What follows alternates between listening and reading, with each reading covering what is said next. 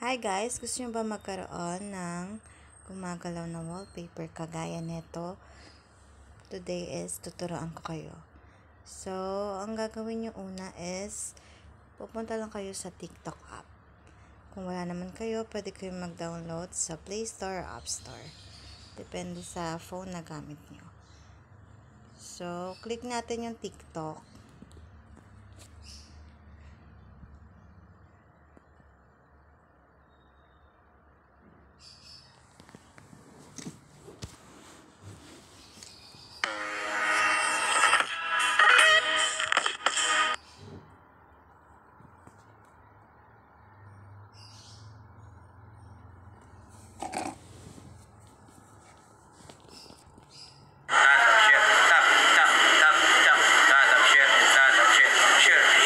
Tapos pupunta lang po kayo sa profile.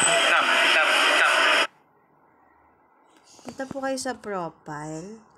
And then, pili po kayo ng video na gusto nyo pong i-wallpaper. Halimbawa po, ito,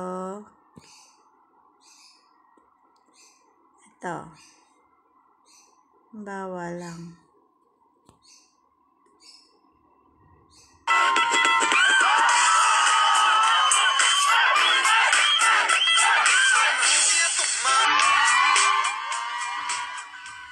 Click nyo po yung tatlong dot dito sa lower right side. At hanapin nyo po yung set as wallpaper.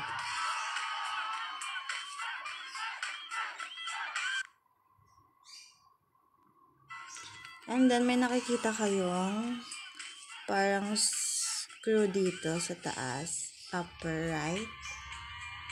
Click nyo po yan. Pwede nyo siyang lagyan ng sounds. Pwede rin hindi.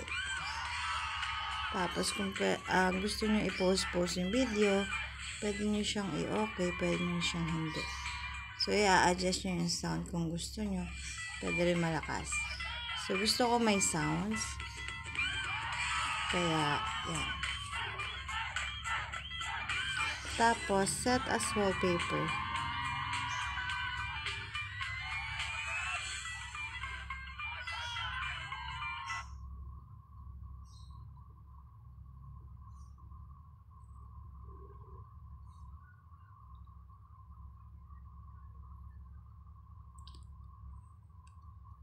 And then, antayin nyo lang.